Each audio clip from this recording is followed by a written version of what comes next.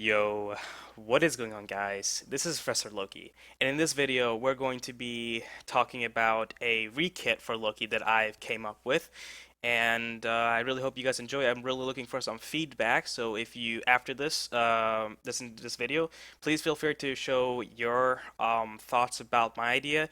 Try not to think of your own ideas in the chat that is completely irrelevant, because I mean, that's not the point of it. It's just if you think something is wrong, maybe you can say, "Hey, Loki, how about you buff or nerf this or whatever." Or just I want feedback. I don't want your ideas. I want feedback. Now, like, you know what I mean. So don't just be like, "Oh, wait, what if his vanish is a dash and stuff like that." Like, no, no, no, don't give me that. Just actual feedback. Okay, so let's start with we're not doing his progression chain attack. It doesn't really matter. So his passive, we're gonna go straight off to his passive and then 1 through 4. His passive is called Poison Tip. So whenever Loki enters the combat, it's like a Wheelix. Wheelix is passive. When he enters the combat, his first auto to an enemy god or minion will deal poison damage. So it's 10 and then 18% of your physical power, and it ticks for 1.5 seconds for 3 seconds. So basically the dot hits you 6 times. It's really meant to deal a lot of damage late game, and in early game, it's meant to just be kind of like a mediocre or a little bit maybe just damage that will help with clear, especially. So this big kit is all about jungling now. All right, so let's go with his first ability. Loki disappear in a puff of smoke. While invisible, he moves faster, gains immunity to slow effects for 1.5 seconds, just like a Culkin 2, and his next auto attack from stealth will apply a slow to his target for 2 seconds. So this kit is basically going to be similar to Loki's current kit, because I already made a first kit about for Loki. It was completely different, and people liked the idea. It was just because people thought that the mechanics behind it was not going to happen, and I probably agree to that. So I made it another rekit about it, and it's going to be similar to Loki's current kit. So here's a few things you guys should notice first. The 25% damage reduction is removed. Yay! Honestly, like I have no idea why that was even a thing. So I just honestly 20% damage reduction, it came from nowhere. I don't know how that really makes sense. I've removed the permanently slow immune during his stealth. He can only be immune to stealth for 1.5 seconds after he presses the number one key on the keyboard. So it's like a Culkin 2 basically. His movement speed is reduced from 35% to 10%, and he has no more. He doesn't have a bleed in his ability. So that basically that bleed was transferred to his passive, but in a less damaging way. Because fun fact, guys, Loki's number one ability, his first ability deals the second most damaging in his kit, the current Loki kit, not this rekit. So if you think that his aim strike was killing you, his three, no, I'm sorry. That does the least amount of damage in his entire kit. From strongest to weakest, it is ultimate 1, 2, and 3. So his one is like 380, I think, to with 100% physical power if you add all the dots together. So that bleed is gone on his one, and however, to make up for that, the stealth duration is increased if you every time you rank it. So it actually makes his one ability worthwhile to rank up because the majority of Loki players just max his three because they don't want to max his one because even though the damage does increase, its mana cost is high and there's no other purpose for it besides the damage really. So this will give it more of a purpose to upgrade it first maybe or upgrade it equally. So it's rank one is 4 seconds stealth, and then it goes into 5 at rank two, 6 rank three, 7 rank four, and at rank 5 of this ability it's 8 seconds stealth. And after the 1 second, so his next basic attack from stealth or 1 second after applies a slow to his target. So after once he autos out of stealth, and if he hits someone, he will deal he will deal a 30% slow for 2 seconds on that person. The cooldown is 15 seconds. Now, before you think, hey, just buy full cooldown, if it's 8 seconds stealth and 9-second cooldown, that's like, it's basically forever invis, right? No, that's not how it works. So once you activate so Loki's current kit his one will go into cooldown as soon as you activate it. It will no longer do that. So your one will always stay at 15% cooldown until you're out of stealth. So if you wait the full 8 seconds, your one is still going to be in 15-second cooldown until you're out of stealth, and then it'll start going down to 15, 14, 13, etc. So you cannot perma stealth. Sorry. Also, another thing to keep this a little bit more balanced because 8 second stealth with 10% movement speed is still really good. What you want to do is so it's not what you want to do. What the heck? Sentry wards now reveal Loki. So yes, wards does reveal Loki, but not normal wards because 10 wards scattered on the map. That's just like screw you, Loki. That's not giving Loki a gank advantage, and it's not fair. So sentry wards, however, can only be placed 5 times around the map. But the thing is, people don't really sentry ward because it's usually expensive, and they would much rather place 2 normal wards for more cover than it is to get 1 ward and 1 sentry. So Sentry wards now reveal Loki for 1.5 seconds. So as soon as you place down a sentry ward, Loki will be revealed for 1.5 seconds, and then after that duration, he will go invisible again. So sentry ward doesn't permanently reveal Loki because that's unfair too. I want to make it where if you put a sentry down, you will see Loki for that 1.5 seconds, giving you the general location where he is and giving you opportunity to stun him and out of his invisibility. So and if you leave the ward, the sentry ward, into another sentry ward, it will refresh it and boom, you can see him again for 1.5 seconds. He will be revealed on the map and he will be revealed to everyone. You can see him in his shadowy form.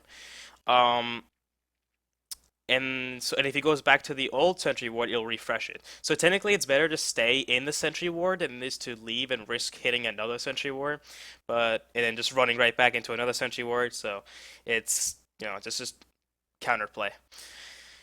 Um, Yeah, so now let's go to his decoy. So his decoy is pretty interesting, honestly. We've guys, his decoy is actually good now in a way. His decoy is viable. It is not just a freaking AoE effect, really. So his decoy. Loki selects an area to determine where the decoy goes. So you guys know how when you press 2 on your keyboard on the current Loki's key, you can see like a circle, right? And you can place where their decoy you want to place. It's like that, but it's like the radius is like of a more of a pinpoint.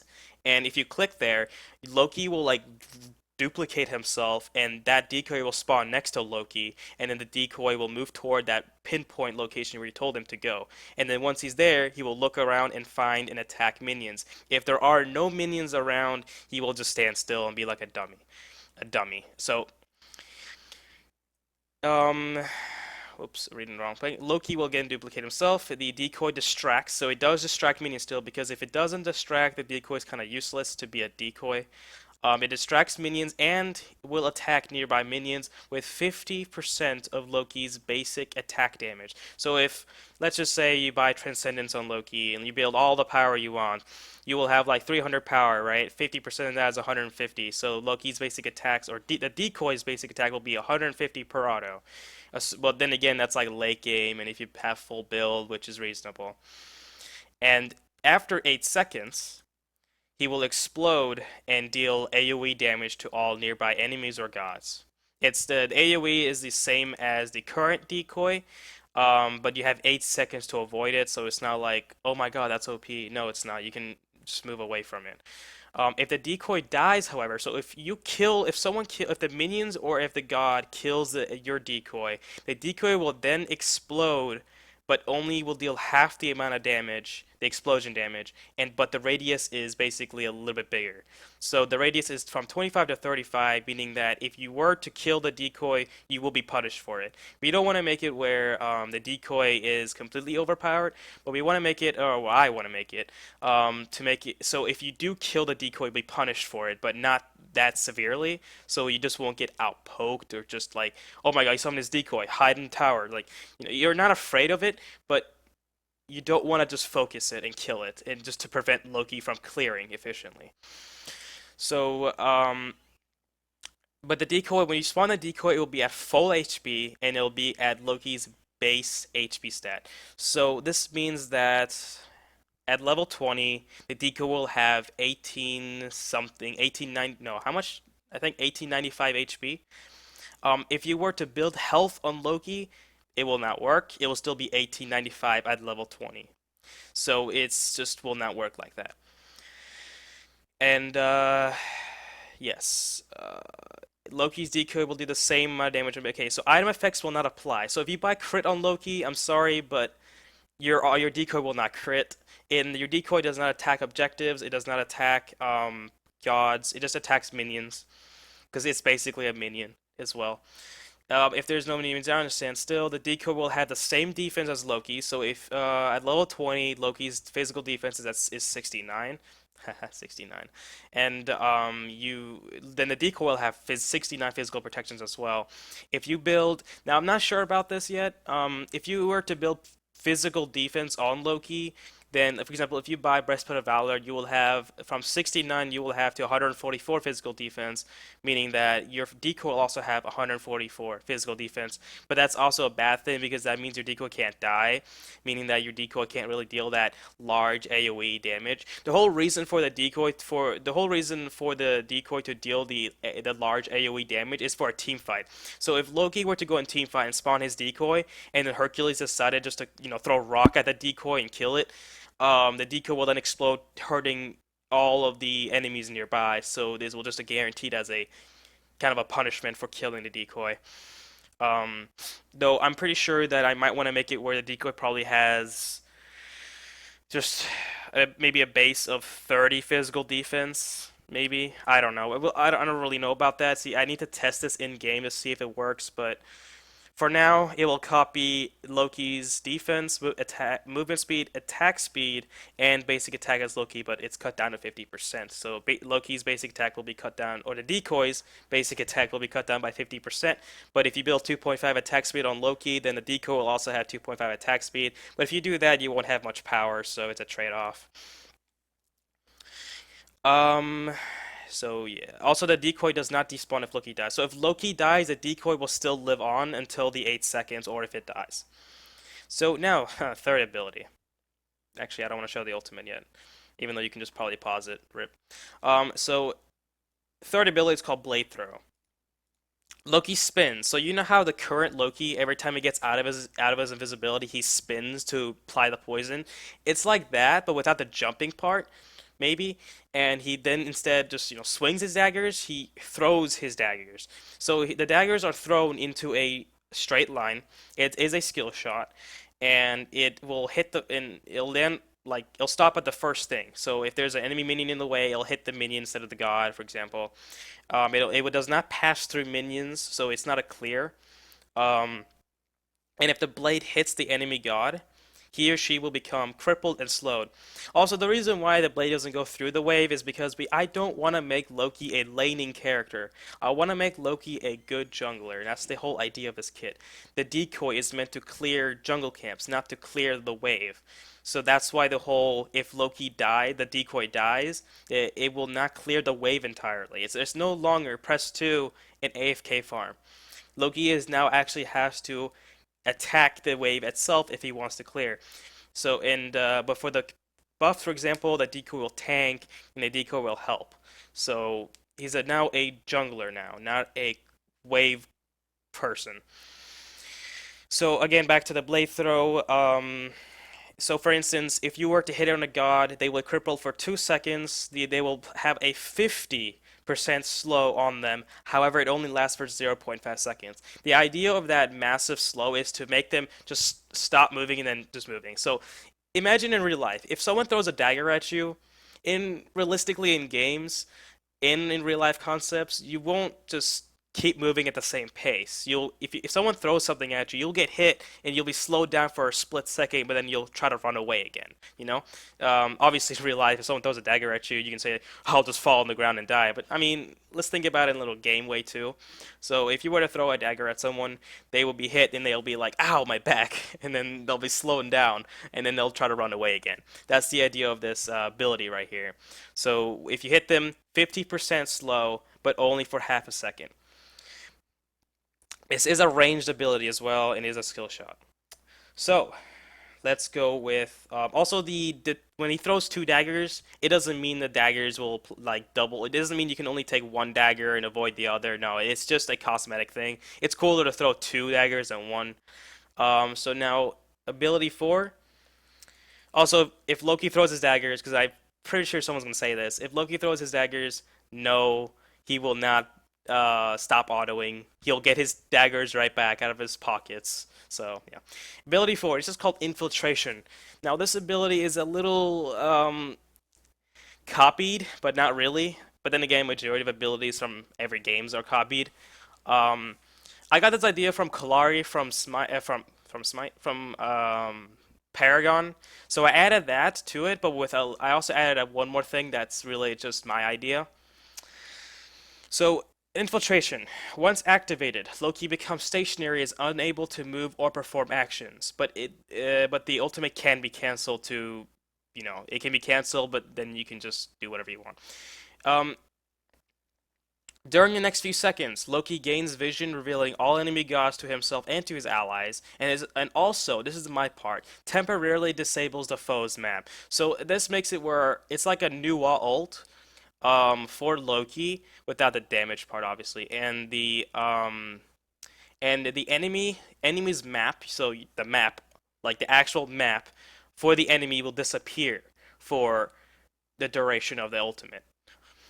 Um, so they can no longer have any vision basically, which is pretty cool, right? That's the whole point of infiltration.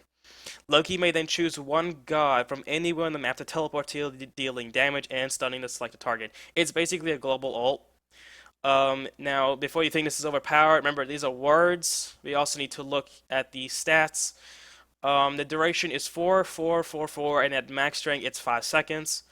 This will, I don't know, just help maybe. The damage is incredibly low. I've lowered. So if you want to compare this to Loki's current ultimate, I've reduced the base damage by 75 and then reduced the scaling by 50%. This will just prevent Loki from just like if someone's half health, you can't just ult them and kill them. Like that's kind of unfair. But this also makes it where if someone's very low and they get away, this allows Loki to jump in team fights. This allows Loki to kill secure. It just helps Loki altogether. And again, if you think this is overpowered, go to Paragon, and Kalari has a similar ult as well, and he is not overpowered whatsoever. In fact, Kalari is very underpowered. His win ratio is like 45%. So it's not overpowered, guys. It's not. This just allows more of a team fight play. So Loki doesn't actually have to go to a team fight. He can just pop in whenever he wants. So Loki can just split push or do his own things and then just instantly teleport to the team fight and, fight. This also allows Loki to have team awareness and just help his team know exactly where everyone is. So if the team says, "Hey Loki, I don't know where this guy is," or "Hey, are they doing Fire Giant? Can you check?" Loki can ult and see everyone on the map. But the punishment for having an ultimate like that, the cooldown is 120 seconds. So it's not 90 seconds. No, it's 30 seconds added to it. So cooldown is kind of like a must on Loki, really, if you want to really have this in every team fight. But if you don't buy cooldown on Loki, it's like, You need. I think with this kit, you need cooldown. Um, so let's talk about this ultimate now, because I'm pretty sure there's gonna be a lot of questions, and I have this entire note right here. Loki's ultimate can be hard CC'd out of, so Loki is not CC immune during the ultimate duration. So if I ult and Hercules uses one, there goes my ultimate. Completely cancelled and everything. So there is counterplay to this ultimate. It's not just free, hey, I'm just going to press 4, see you later. Nope, that's not going to work. Also, his ultimate is no longer escape. He can no longer just ult out of team. He can't ult like, he just can't ult away, basically. He has to select an enemy god, or he will just sit there and just sit there until the duration's over. So he can't just use it to escape. Um, this just kind of removes the mobility part of Loki. He can no longer just ult out, but he still has his vanish, his 8 second vanish, and he does have a slow. So if someone were to chase him, he could turn around, throw the dagger at that, or throw two daggers. Yeah, remember two daggers at the person, and just slow them down by 50%. But I have a second. That's still a lot. Cripple them to prevent them from continuing chase, and then just get out of here. So there's still a lot of escapes in this kit, but we removed the whole easy escapes part. You actually now have to do things. Um, So, and also Loki may choose to do two things with his ultimate. One, he can be supportive and just hold on to his ultimate until the very last second. Then the other way is more of a I want the kills kind of part. I see an enemy with low HP, I'm gonna click on him and kill him instantly. So you may think 5 seconds reveal, that's strong. No, no, no, there's pros and cons with this. If you wait 5 seconds, the enemy who's low might as well just back to his fountain or or is in his tower with friends. Because remember, this ultimate does not guarantee kill. It's very weak. So that or if you ult and then instantly, like for example, Artemis is running down mid lane with 200 HP, for example. You are in solo lane split pushing. You see Artemis very low, but she's running to her tier 2 tower, and you don't want to just somehow, you don't want to just, because you're low, pretend you're low as well. So you can decide to ult and instantly select her, and then teleport to her and kill her. But if you do that, then you only had 1 second to reveal to all enemies, which is kind of really nothing. Um, because if your teammates is fighting, they will hardly notice it. They won't really pay attention to it. So it's just not really good. So there is pros and cons of waiting for the duration of the ultimate or doing it really, or just doing it instantly. Also, if the ultimate cannot be juked or dodged, meaning that if, for instance, this is a lot of problem. This is what I really hate about Loki's current ultimate. If, for instance, Uller, this is okay. My right hand or my left to you is Uller, and then Loki ults. If Uller jumps, Loki's ultimate will completely miss, and that's the thing that really bothers me. Anyone who plays Loki a lot will experience this frequently. If you leap at the same time, at the right time when Loki ults, you will completely avoid his ultimate, and that's what really bothers me. So with this ultimate, you can no longer do that. However, if Uller were to leap and I were to ult him, I will be right here, but Uller will be leaped away. But the damage and the stun will still apply to him. So if done fast enough, you can technically stun Uller out of his jump. So during the mid dash, he'll just go straight down instead of like a full. You guys can't see mine. So instead of like a Uller leaping from here to here, he will now leap to then just instantly fall down on the ground. So it's still technically a little leap, but you know. But Loki will not be right behind the person consistently if the person leaps. Dashes will still follow, so if Mercury dashes to his fountain, he will follow him to his fountain. I'm sorry.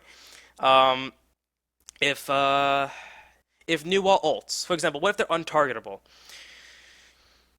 If you were to ult someone who is targetable, but then, because it is a channel time, so Loki clicks on a god, Loki just does something and then just instantly goes to the player, right? It's not instant, it's just, there's a channel time to teleport to the person. If you were, instance, to, for example, ult Nuwa, and then she ults herself, you will still damage and stun her, but she's CC immune. You will still damage her, but you will not be in the air or something like that. You will just be on the ground where she was last known targetable.